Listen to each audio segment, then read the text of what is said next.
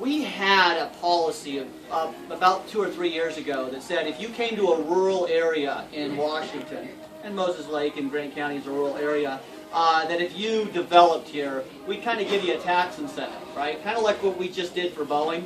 How many of you followed that? Where we saved Boeing, thank God, right? So what we said last session was like, hey, if we can do this for Boeing, can't we do this for everybody? If we can do this for Goliath, shouldn't we do this for David as well? So one of the things I'm working on is to try to do for Grant County what we did for Boeing and Everett, for the big guys. If we can give them $10 billion in tax incentives, we can do a few $100 million out here. And the goal is to diversify Grant County's economy. Because what we have found is that when counties or states develop economies around a single crop or a single product, they are incredibly vulnerable to exogenous shocks, right? And Grant County for years was kind of known as the potato capital of the world, right? But the problem with that is if anything happens to the potato market, the entire county, can be adversely affected, right? And we see that in a lot of countries around the world where, their entire crop is coffee or all they do is sheep or wheat, right? They can have entire economies collapse overnight because of an exogenous shock. So one of the goals is to diversify. You don't want to just build one thing, right? You want to build lots of things so that you can absorb these swings in the market. So what we're trying to do is do for Grant County kind of like what happened in Silicon Valley.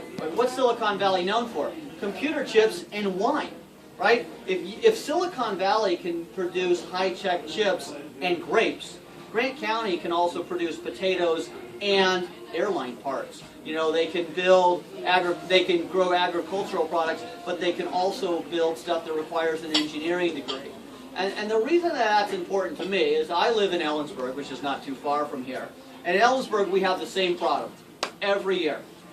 Kids grow up in Ellensburg, they get to be about 18, they go off to college, and if they want to do the job that they want to do, they have to leave their family, right? You can't, if you want to be a chemical engineer, then you have to leave Ellensburg. There's no chemical engineering jobs in Ellensburg, right? If you want to do something besides grow Timothy hay in Ellensburg, right, which is our one crop, then you got to say goodbye to your parents. You got to say goodbye to all your friends, right? And that doesn't happen in a lot of other places in the state. If you live in King County, if you want to take over the family farm, you can, but if you want to go work for Boeing, you can do that too.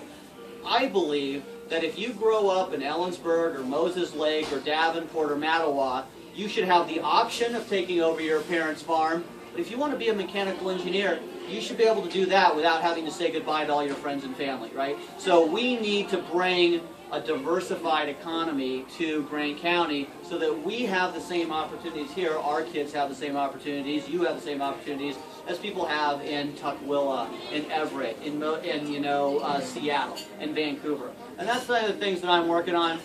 I'm hoping to get some support, both sides of the aisle. It always takes bipartisan support to have anything happen in